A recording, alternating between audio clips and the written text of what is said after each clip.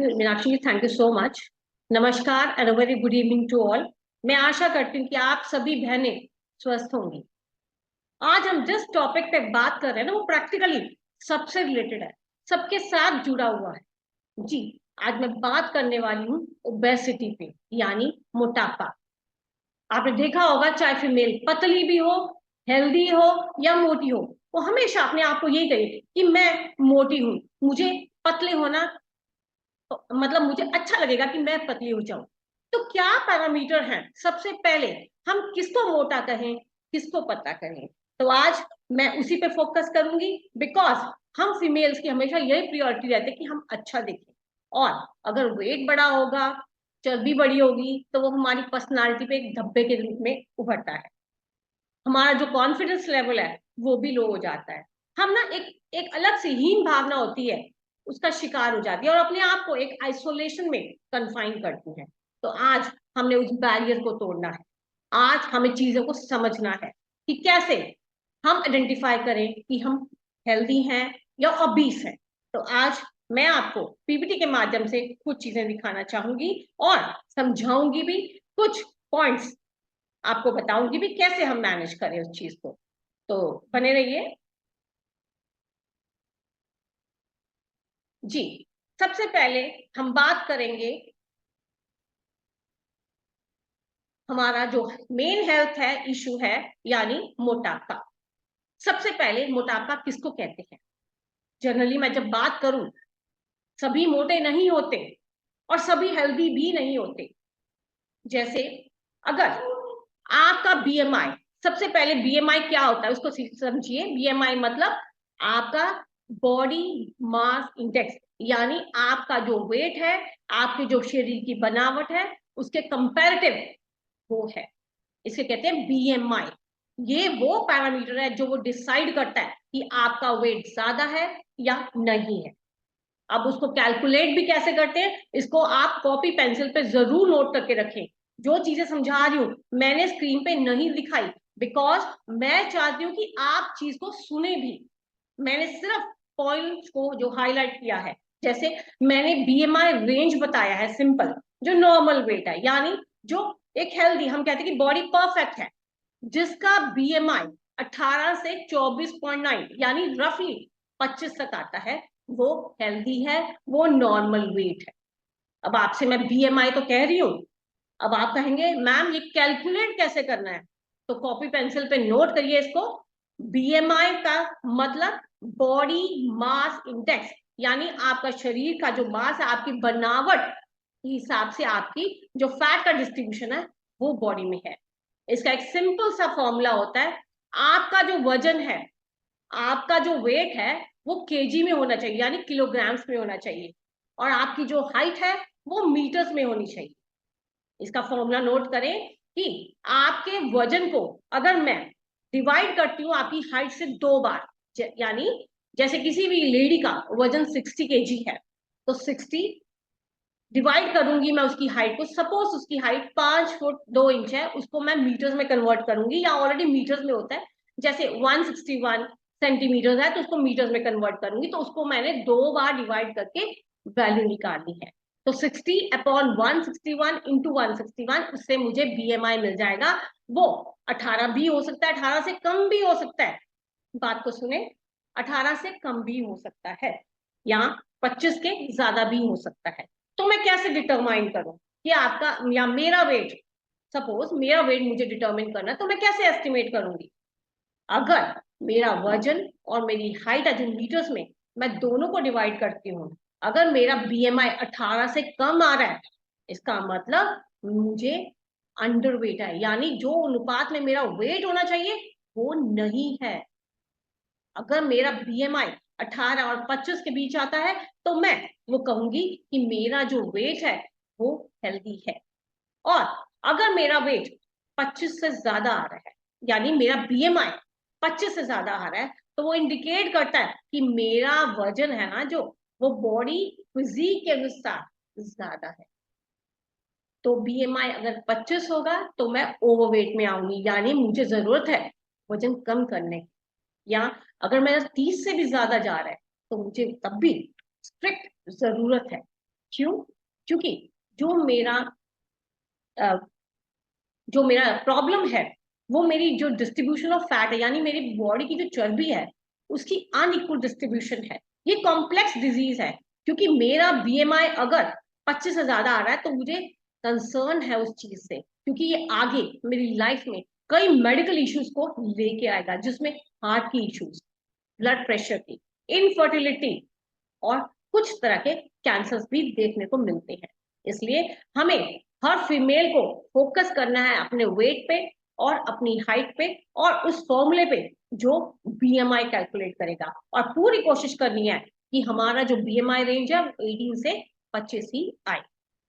अब कई बहनें बैठी होंगी जिनका वेट ज्यादा होगा, या जिनको पता नहीं है कि उनका वेट ज्यादा है।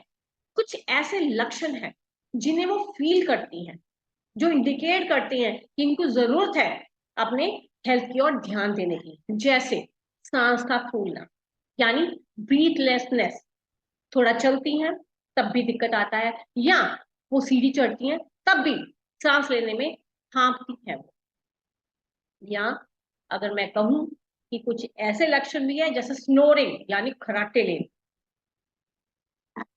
अब आपने देखा होगा कि कई लोग खराटे मारते हैं, खराटे रात को खूब लगते हैं और आस पड़ोस वाले भी डिस्टर्ब होते हैं, यानी अपनी फैमिली मेंबर्स की बात करी, वो भी डिस्टर्ब होते हैं। स्नोरिंग यानी खराटे लेना भी इंडिकेशन है कि आपकी बॉडी का जो मास है, यानी आपका बॉडी का जो फैट कंटेंट है वो उस अनुपात में ज्यादा है जिस हिसाब से आपकी बॉडी में होना चाहिए। अब तीसरा है हमारा थकावट। हमेशा हमेशा शरीर में थकावट बनी रहती है। तो क्या आप मेरी सभी स्क्रीन देख पा रहे हैं? जी मैम। Okay ma'am.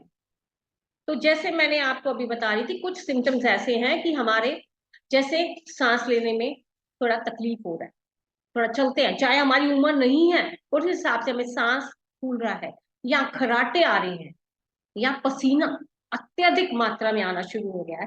पहले नहीं होता था लेकिन अब हमें पसीना ज्यादा आता है, या थकावट भी बनी रहती है।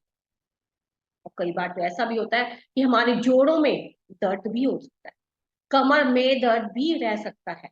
और अगर हम काम करने की कोशिश करें, फिजिकल एक्टिविटी, जो हम काम नॉर्मल पहले अच्छे से कर लेती थी, अब हमें थोड़ा दिक्कत होता है। साथ साथ हमेशा, जैसे मैंने बताया कि कॉन्फिडेंस कम होता है, हमेशा अपने आप को हम आइसोलेट होना पसंद करेंगे। इसमें मेन बात ये ध्यान देने वाली है कि ऐसी फीमेल्स का ब्लड प्रेशर भी बढ़ेगा। अब बात को ध्यान से सुनिए। क्यों? क्योंकि आपका जो बॉडी में जो फैट है, जो चर्बी है, एक्सेस मात्रा में है, वो कहाँ जाएगी? वो आपकी रक्त की धमनियों में जाएगी। अब रक्त की धमनियों में जाएगी तो क्या होगा? तो ब्लड का संचार प्रभावित होगा, जिससे आपका हार्ट तो पंप कर रहा है लेकिन आपके ऑर्गन्स को प्रॉपर ब्लड सप्लाई नहीं जा रहा, जिससे आपका कोलेस्ट्रॉल, जैसे हम कुछ जांचें कहते हैं, लिपिड प्रोफाइल करवा लीजिए, यानी कोलेस्ट्रॉल का जांच करवा लीजिए, वो बढ़ा हुआ मिलेगा। ट्राइग्लिसराइड बढ़े हुए मिलेंगे, जो बढ़े हुए ब्लड प्रेशर का कारण है। और कभी कभी ब्लड में शुगर चेंजेस भी देखने को मिलती है। अब कारण क्या है? कारण तो मुझे बताने की जरूरत नहीं है, लेकिन मैं जरूर इस पे फोकस करूंगी। ईटिंग टू मच, यानी जरूरत से ज्यादा खाना अक्सर हम लोग करते हैं। स्वाद होता है खाना तो हम लोग, पेट भरा होता है लेकिन संतुष्टि नहीं होती फिर भी खाते हैं। तो ईटिंग टू मच वो सबसे बड़ा कारण है सबका, फीमेल्स का, जिसकी वजह से हमारा जो मोटापा है बढ़ जाता है। लक्ष्मी देवी जी, प्लीज मैं रिक्वेस्ट करूंगी आपसे कि आप जो फीमेल मेंबर हैं उनको बिठाएं, प्लीज सर। तो जरूरत से ज्यादा खाना। अब आप सोचेंगे कि मैडम कितना खाना खाए? अब सबके घर में मिक्सी है, ग्राइंडर्स हैं, या वॉशिंग मशीन है। अब आप सोचिए, जब आप अपनी मिक्सी को पूरी तरह भर लेंगी और उसको चलने के लिए बटन प्रेस करेंगी तो वो कभी नहीं घूमेगी, या जो वॉशिंग मशीन है उसमें आप कपड़े खूब भर देंगी, घुमाएंगी, वो नहीं घूमेगी। इसका कारण क्या है? Too much. वैसे ही हमारा जो लिवर है हमारी बॉडी का इंजन है। अगर आप अपने लिवर को अच्छे से भर लेंगी तो उसको मंथन के लिए समय नहीं मिलेगा, उसको मंथन के लिए जगह नहीं मिलेगी। इसकी वजह से दिक्कतें शुरू हो जाती। वो लिवर भी कब तक काम करे या कितनी मात्रा में उस खाने को डाइजेस्ट करे, तो तब दिक्कत आती है। अब आप ये भी कहेंगे कि मैम मुझे कैसे पता चलेगा मैं कितना खाऊं? देखिए, आपके लिवर के 4 पोर्शन को डिवाइड करिए, उसमें 2 हिस्सा आपने खाना खाना है। एक मंथन क्रिया के मतलब मिक्सिंग, जो हमारे जूसेस है उनके साथ मिक्स होने के लिए खाने को एक पोर्शन देना है और एक पोर्शन हमने पानी के लिए रखना है। तो जब आप खाने को एक ही प्लेट में लेके बैठे और आपको लगे कि मैंने अपनी प्लेट खा ली है, तो 2 मिनट रुकिए, सोचिए क्या मुझे और खाने की जरूरत है? अगर नहीं है तो वहीं समाप्त कर दीजिए। इससे मतलब आपको जो लिवर है उसे 2 पोर्शन जो अन्न है वो ग्रहण कर लिया है। इसलिए इस बात को भी ध्यान देना है कि हमने ओवर ईटिंग नहीं करनी, यानी टू मच नहीं खाना, जिससे हमारा लिवर दिक्कत में आए या हमारी चर्बी है वो बढ़नी शुरू हो जाए। आपने ये भी देखा होगा कि कई लोग जो स्ट्रेस की दवाइयां खा रहे हैं, जो जिनको नींद नहीं आती प्रॉपर, वो लोग भी इस प्रॉब्लम से ग्रस्त होते हैं। या वो लोग जैसे जो ऑफिशियल वर्क करती हैं, फीमेल्स जो बहनें सिटिंग जॉब्स करती हैं, उनमें क्या होता है कि मूवमेंट बहुत लिमिटेड होती है। खाना तो खा रहे हैं, सुबह भी खाते हैं, दोपहर को भी खाते हैं, रात को भी खाते हैं, लेकिन जिस अनुपात में हमारा काम है वो खाना यूज नहीं हो, तो वो कुछ पोर्शन अनडाइजेस्टेड रहता है और वो अनडाइजेस्टेड पोर्शन हमारी मोटापे के बढ़ने का कारण होता है। या वो लोग जो फीमेल्स हमेशा फैट और शुगर को पसंद करती हैं, लेकिन उन्हें भी इन चीजों को थोड़ा कटेल रखना है, यानी कम करना है। बिकॉज ये फैट और ये शुगर आपकी बॉडी में जाके शुगर भी फैट में कन्वर्ट हो जाता है, जो बॉडी की चर्बी को बढ़ाने का काम करता है। एक और मैं कारण पे फोकस करूंगी। सभी हम इंडियंस हैं, हम इंडियंस की टेंडेंसी होती है खाना खा लिया, कोई घर में आया है या हम किसी के घर गए हैं, तब भी हम थोड़ी थोड़ी चीजें मंच करेंगे, यानी थोड़ा सा नमकीन ले लिया, थोड़ा सा कुछ ले लिया, मतलब कुछ ना कुछ हम खाएंगे। ये भी गलत, बिकॉज उस समय आयुर्वेद का मानना है कि हमारे पेट में एक जठराग्नि होती है, अग्नि होती है, हवन कुंड की तरह होती है। अगर हवन कुंड में अग्नि नहीं तपी हुई तो आप उसमें जो सामग्री डालेंगे वो यूं की त्यों पड़ी रहेगी। ऐसे ही जब हमारी पेट की अग्नि जब ज्वलित ही नहीं हुई, तो उसपे जो डाला जाने वाला खाना है, जो नमकीन, जो मीठा आप थोड़ी थोड़ी मात्रा में खा रही हैं, वो किसी काम का नहीं। वो क्या करेगा? वो अनडाइजेस्टेड मैटर हमारी बॉडी में पड़ा रहेगा। अनडाइजेस्टेड मैटर यानी आम का कारण है, ये वो आम नहीं जो फ्रूट की बात कर रही हूँ, ये आम अपक्व खाना है जो बॉडी के चैनल्स को अवरुद्ध करता है, बॉडी के चैनल्स को ब्लॉक करता है। इसलिए कोशिश करें जो खाने के बीच में जो मंचिंग है ना, उसको अवॉइड करें। तो हमारी जो वीक डाइजेस्टिव पावर है वो भी कारण है। अब अगर मैं बात करूं, आप भी कहते होंगे कि मैम कारण बता दिया, ये हम भी करते हैं, लेकिन इससे प्रभाव क्या है? इससे बहुत दुष्प्रभाव पड़ते हैं लेटर लाइफ में। हार्मोनल इम्बैलेंस, जिसे हर टॉपिक में मैं या डॉक्टर रेखा शर्मा बार बार आपको हार्मोनल इम्बैलेंस की बात करते हैं, बिकॉज ये हमारी लाइफस्टाइल से जुड़ा हुआ। स्ट्रेस और डिप्रेशन शुरू हो जाता है। इनफर्टिलिटी यानी बांझपन, यानी रिप्रोडक्टिव जो हमारी फंक्शनिंग है वो अवरुद्ध हो जाती है।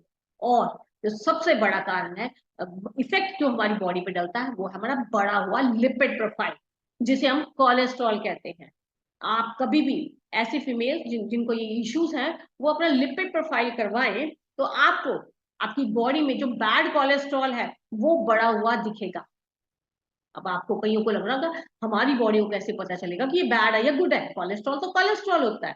बिल्कुल सही कह रहे हैं, कोलेस्ट्रॉल तो मतलब कोलेस्ट्रॉल है, लेकिन जो कोलेस्ट्रॉल बॉडी के लिए रिक्वायर्ड नहीं है, जितना रिक्वायर्ड है उतना यूज कर लिया, जो अनवांटेड है, जो पड़ा हुआ बॉडी बॉडी में, जो किसी काम का नहीं है, वो क्या करेगा?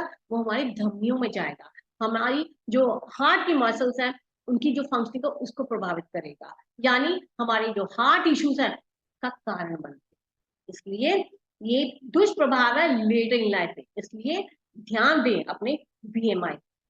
अब अगर मैं कहूं कि और प्रभाव क्या हो सकता है कि कोलेस्ट्रॉल का बढ़ना, देखिए जैसे मैंने अपनी स्लाइड में छोटे से येलो कलर का दिखाया है, धमनी में फंसा हुआ वो बैड कोलेस्ट्रॉल जो बॉडी के लिए रिक्वायर्ड नहीं है, जोड़ों में दर्द शुरू हो जाएगा, वो जोड़ों की जो मूवमेंट है ना वो अवरुद्ध हो जाती है, वो रिस्ट्रिक्टेड हो जाती है। क्योंकि अगर सपोज मैं घुटने की बात करूं तो आपका जो बॉडी वेट है आपके घुटनों में झेलना है। जब आपका वजन ज्यादा होगा तो आपकी जो दो हड्डियां हैं घुटनों की वो पास में आएंगी, यानी गैप कम होगा। गैप कम होगा तो दिक्कतें बढ़ेंगी। इसलिए अपनी वेट को जरूर मैनेज करें। या शुगर की प्रॉब्लम भी हो सकती है। शुगर हमारी जो ब्लड है, शुगर जो भी हमारी बॉडी में या ब्लड में सर्कुलेट करती है उसको कंट्रोल करने वाला इंसुलिन हार्मोन। और मैं बार बार आपसे ये भी कहती हूँ कि अगर आपकी बॉडी का एक भी हार्मोन डिस्टर्ब हो गया तो आपकी जो बॉडी के बाकी हार्मोन्स हैं वो भी इम्बैलेंस हो जाएंगे।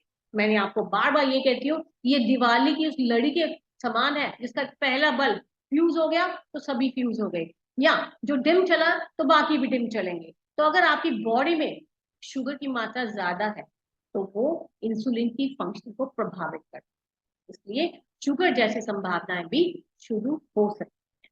और अगर शुगर हो गया, इंसुलिन डिस्टर्ब हो गया, इंसुलिन हार्मोन प्रभावित हो गया तो वो धीरे धीरे बाकी जो बॉडी के हार्मोन्स है उनको भी प्रभावित करेगा, जिससे आपकी पूरी बॉडी का जो हार्मोनल इम्बैलेंस शुरू हो जाएगा, जिससे पीरियड संबंधित दिक्कतें भी आनी शुरू हो जाएगी। अभी मैंने थायराइड भी दिखाया है। थायराइड हार्मोन मेन हार्मोन है जो हमारी क्षय उच्चय क्रियाओं से संबंधित है। ये सबसे पहले प्रभावित होता है। तो जिस फीमेल का बॉडी वेट बढ़ रहा है उसमें थायराइड आएगा। तो बिकॉज थायराइड आने से बाकी जो पैरामीटर्स सारे बॉडी के जो फंक्शनिंग है वो प्रभावित होती है। इसलिए थायराइड जो तीन प्रोफाइल होता है, TSH, T3 और T4, ये इफेक्ट होते हैं। साथ साथ फीमेल को पीसीओडी यानी जो हमारी ओवल्यूशन संबंधित लड़कियां हैं, ओवल्यूशन संबंधित या फीमेल्स हैं, उनकी जो ओवरीज हैं उनसे बनने वाले जो एग प्रोडक्शन है उसको प्रभावित कर। इसलिए हमें ध्यान देने की जरूरत है। अब मैंने आपको कारण बता दिए, मैंने आपको प्रभाव, उन चीज का प्रभाव क्या है बॉडी पे। अभी तो अच्छा लगता है लेकिन लेटर स्टेज में ऐसे प्रभाव न हो तो क्या हमारे पास सॉल्यूशन है? मेरे पास सॉल्यूशन है। श्री शक्ति। श्री शक्ति सफलता का साथी भी है और आपकी जो सहेली भी है। क्योंकि मैं हम लोग बार बार ये कहते हैं कि उसमें जो डले वाले मोर देन 66 हर्ब्स है, भस्म में है, जो आपकी ओवरऑल हेल्थ के लिए बहुत जरूरी है। अब ये सुपर फूड है। सुपर फूड यानी ये आपकी बॉडी की जो रिक्वायरमेंट है, न्यूट्रिशन रिक्वायरमेंट, उसको पूरा करेगा। लेकिन बात इस बात पे जरूर ध्यान दीजिए बिकॉज ये प्रोटीन का रिच सोर्स है। जिन लोगों का वजन, फीमेल्स का वजन बढ़ा हुआ है, जो अपनी चर्बी से छुटकारा चाहती हैं, वो सुपर फूड श्री शक्ति को जरूर सेवन करें। क्योंकि ये प्रोटीन रिच है और जब आपकी बॉडी में प्रोटीन कंटेंट भरपूर मात्रा में होता है तो आपको फैट या शुगर की रिक्वायरमेंट नहीं होती। ये आपकी जो फील है बार बार खाने की, सटाइटी है, हमेशा जो इच्छा जागती है कि मैं कुछ थोड़ा सा खा लूं, मैं थोड़ा सा खा लूं, उस सटाइटी को प्रेस करता है। इसलिए इसका सेवन जरूर करें। साथ साथ ये बॉडी को डिटॉक्सिफाई भी करता है। अब मैं इसको और सिंपल लैंग्वेज में समझाऊंगी। डिटॉक्सिफिकेशन मतलब आपकी बॉडी में जो जमे हुए फ्री रेडिकल्स है जो दिक्कतों का कारण बनेगी। अब मैंने जब कोलेस्ट्रॉल की बात की तो वो अनवांटेड है, शरीर के लिए रिक्वायर्ड नहीं है। जो गुड कोलेस्ट्रॉल था वो यूज कर लिया, जो बैड रह गया वो धमनियों में फंसेगा, वो क्लॉट्स, प्लेक्स का कारण बनेगा, हमारे हार्ट इश्यूज का कारण बनेगा। तो उन अनवांटेड रेडिकल्स का निकालने के लिए भी श्री शक्ति हेल्पफुल है। साथ साथ ये आपके ना जो गुड कोलेस्ट्रॉल होता है उसकी मात्रा को बढ़ाता है, बैलेंस करता है, लेकिन बैड को निकलवाने में हेल्प कर सकता है। और साथ साथ आपकी जो डाइजेस्टिव पावर है उसको इंटैक्ट रखने के लिए ये लिवर पे भी काम करेगा, क्योंकि इसमें पुनर्नवा है जो लिवर की जो फंक्शनिंग है उसको बनाए रखने में भी हेल्प कर सकता है। और हार्मोनल इम्बैलेंस किसी भी फीमेल को अगर है या जिसको नहीं है, वो अपनी हेल्थ को बनाए रखना चाहती है, तब भी श्री शक्ति का सेवन जरूर करें। और जिसको ऑलरेडी प्रॉब्लम है, हार्मोनल इम्बैलेंस हो चुका है मल्टीपल फैक्टर से, उनमें से बढ़ा हुआ वजन वो भी कारण है, तो वो भी इसका सेवन जरूर करें। 15 ml 2 बार खाली पेट इसका जरूर सेवन करें और इसको बेनिफिट ले। अब मैंने कुछ योग आसन भी लिखे हैं अपनी स्लाइड पे। कपालभाति, भुजंगासन, धनुरासन, ये आसन जरूर करने। और साथ साथ मैं ये भी कहना चाहूंगी कि कोई भी फीमेल इन लक्ष्यों से अगर गुजर रही है तो वो 3 किलोमीटर डेली वॉक करें, सुबह और शाम। ब्रिस्क वॉक कहते हैं इसको, ब्रिस्क वॉकिंग जरूर करें, जिससे आपकी बॉडी में जो चर्बी है वो यूज अप हो, वो बर्न हो, उस चर्बी से एनर्जी मिले, आप आगे बढ़े। इस वजह से 3 किलोमीटर की सैर जरूरी। और हो सके जो बिल्कुल सैर नहीं करती माताएं बहनें, वो आज से शुरू करें। 3 किलोमीटर नहीं, 1 से शुरू करें, 1 सुबह और 1 शाम, धीरे धीरे उसको बढ़ाकर 3 किलोमीटर में ले आए, वो डेफिनेटली हेल्प करें। अब एक स्क्रीन जिसका आप सब स्क्रीनशॉट लेंगे, कुछ ऐसे पॉइंट्स बताए हैं जो आपके वेट मैनेजमेंट में हेल्प कर सकते हैं। यानी कुछ स्लाइड्स हैं जो हम प्रैक्टिकली आपको वहां पहुंच के भी करके दिखाएंगे, तो इन स्लाइड्स को स्क्रीनशॉट लें। और कुछ ऐसे पॉइंट है जैसे ST41 ये हमारी टांग में है, SP10, SP6, TB12 और GB26 ये हमारे जो लिप है, GB26 की बात करी, जो हमारा लिप्स का जो अपर लिप है और हमारा जो नोज एंड होता है बिल्कुल उनके नीचे, ये GB26 है, जिसको हमें 30 सेकंड के लिए प्रेस करना है। लेकिन साथ साथ मैं आपको कुछ और पॉइंट्स भी बताऊंगी, प्रैक्टिकल करके दिखाऊंगी। आई होप सभी को ये समझ आया है इसका कारण क्या है, शीघ्र शक्ति क्या बेनिफिट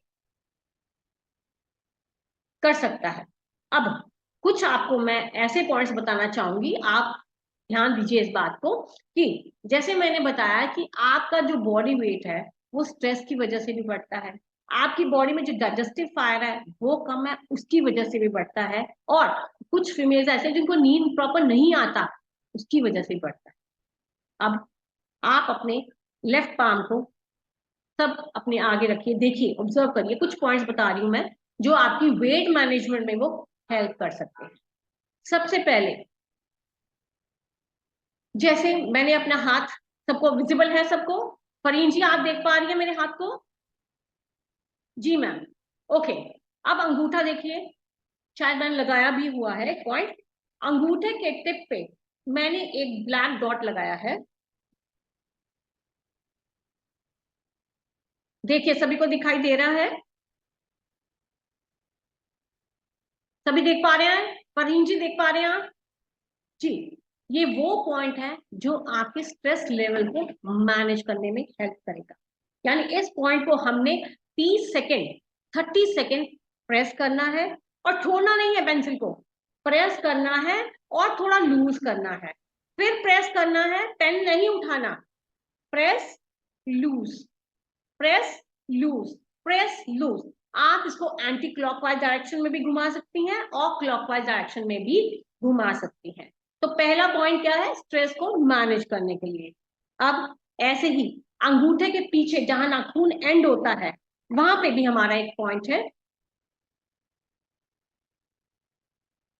देखिए सभी को दिखाई दे रहा है, नाखून एंड होते ही एक पॉइंट और है, उसको भी आपने प्रेस करना है 30 सेकेंड, 30 सेकेंड प्रेस करना है।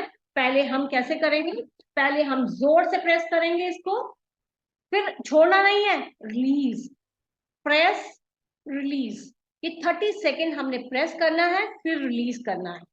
इसे दिन में 5-6 बार भी कर सकती हैं। तो ये आपकी जो इंसोम्निया है, यानी जो नींद की जिसको इशू है, उसको कोप अप करने में हेल्प कर सकता है। तो मैंने अभी आपको 2 पॉइंट्स बताए हैं, एक अंगूठे के टिप पे बताया है जो आपको जो स्ट्रेस है उसको मैनेज करने में हेल्प करेगा, ताकि आपकी जो बॉडी की जो एक्स्ट्रा चर्बी है वो बर्न शुरू हो जाए। साथ साथ नाखून के नीचे भी बताया है मैंने पॉइंट। और तीसरा पॉइंट, एक ऐसा पॉइंट बताने जा रही हूँ, उसको ध्यान से सुनना है। आप सभी हाथ ऐसा कीजिए, और आपकी जो मिडिल फिंगर है, यानी ये फिंगर है, उसको आपने हथेली पर लाना है, जहां वो टच कर रहा है उसको हमने पॉइंट बनाना है। मैं दोबारा बोल रही हूँ, आप अपने हथेली को लीजिए, जो इसकी मिडिल फिंगर है उसको हमने टच करना है अपने हथेली पे, जहां पे भी वो टच कर रहा है उसको हमने पॉइंट लगाना है। जैसे मेरा पॉइंट सबको विजिबल है, ये वो पॉइंट है जो आपकी डाइजेस्टिव पावर को बढ़ाएगा। यानी जब आपकी डाइजेस्टिव पावर स्ट्रांग हो जाएगी तो आपकी बॉडी में जो अपक्व अन्न, जो अनडाइजेस्टेड मैटर है, वो भी डाइजेस्ट होना शुरू हो जाएगा। यानी आपकी जो चैनल्स ब्लॉक का कारण है वो, या जितने भी स्रोत है, आयुर्वेद स्रोत कहता है इसको, कि अगर वो स्रोतों का ग्रोथ करने का काम कर रहे हैं तो उसको कैसे पचाना है, आपकी अग्नि को बढ़ाती है। और ये वो अग्नि है जो आपके हर सेलुलर लेवल पे है, यानी सिर्फ पेट की अग्नि नहीं है, हर सेल के सराउंडिंग अग्नि होती है जो उसको डाइजेस्ट करे, ताकि जो रुकावट है वो नहीं आए। मैं दोबारा पॉइंट को बता रही हूँ कि आपने अपने पाम को स्प्रेड करना है, जो मिडल फिंगर है उसको आपने फोल्ड करके जहां भी हथेली को वो टच कर रही है उस पर पॉइंट लगाना है। ये वो पॉइंट है जो आपके डाइजेस्टिव पावर को बढ़ाए। अभी मैंने आपको 3 टोटल प्रैक्टिकली पॉइंट बताए हैं। एक पॉइंट बताया है मैंने थन के बिल्कुल ऊपर, जो आपके स्ट्रेस लेवल को मैनेज करेगा, जो आपकी ओबेसिटी का कारण है, मेन कारण है। दूसरा मैंने नाखून के पीछे और नीचे, अंगूठे के पीछे और नाखून के नीचे एक पॉइंट लगाया है, जो आपकी इंसोम्निया, वो भी मेन कारण है। क्योंकि जब हम स्ट्रेस में होते हैं ना, तो हम क्या करते हैं, खाते रहते हैं, खाते रहते हैं, पेट मांगे या ना मांगे हम खाते रहते हैं, तो वो भी कारण है हमारी बढ़े हुए वजन का। और तीसरा पॉइंट मैंने बताया कि आपकी जो मिडिल फिंगर है उसको हमने हथेली पे टच करना है, जहां वो टच करे उस पर हमने पॉइंट लगाना है। ये वो पॉइंट है जो आपकी डाइजेस्टिव पावर को बढ़ाएगा, जो अनवांटेड, जो अनडाइजेस्टेड मैटर्स हैं उनको डाइजेस्ट करने में हेल्प करें। इसलिए आप ये छोटी छोटी बातें हैं, इन पर जरूर गौर कीजिए, इनको जरूर फॉलो कीजिए। ये डेफिनेटली आपकी जो हेल्थ है उसको परफेक्ट बनाने में हेल्प करेंगे। पर हाँ, श्री शक्ति को सेवन नहीं भूलना, चाहे आप हेल्दी हो या आपको कोई हेल्थ इशू है, आप उसको जरूर सेवन करें। आपके जो बॉडी वेट है उसको आइडल बॉडी वेट में कन्वर्ट करने में भी हेल्प कर सकता है। बिकॉज श्री जो हमारा श्री शक्ति है उसके बेनिफिट्स तो बहुत है, लेकिन मैं अपने टॉपिक के साथ उसको रिलेट करने की कोशिश करती हूँ ताकि आपको मैक्सिमम बेनिफिट मिले और आप क्लियरली समझे कि उस प्रोडक्ट का इस बीमारी में क्या रोल है। इसलिए अपनी जो बॉडी वेट है उसको इंटैक्ट रखना है तो श्री शक्ति का सेवन जरूर करना है। हाँ, किसी को इशू है तो हमें डॉक्टर ऑन कॉल पे भी संपर्क कर सकता है, या जिसको जो हेल्दी है वो भी अपनी हेल्थ को रखना चाहता है, मेंटेन करना चाहता है, तो वो भी हमें डॉक्टर ऑन कॉल पे संपर्क कर सकता है रिगार्डिंग दिस प्रोडक्ट। क्योंकि कई चीजें हम डोज अप एंड डाउन भी करते हैं, तरीका भी थोड़ा चेंज करना पड़ता है पेशेंट की बॉडी वेट, पेशेंट की एज और पेशेंट के इशू से रिलेटेड। इसलिए बाकी मैं उम्मीद करती हूँ कि ये समझ आया होगा, और किसी का भी क्वेश्चन इस इशू से रिलेटेड है, ओबेसिटी से, तो कृपया आप मुझे क्वेश्चन पूछ सकते हैं।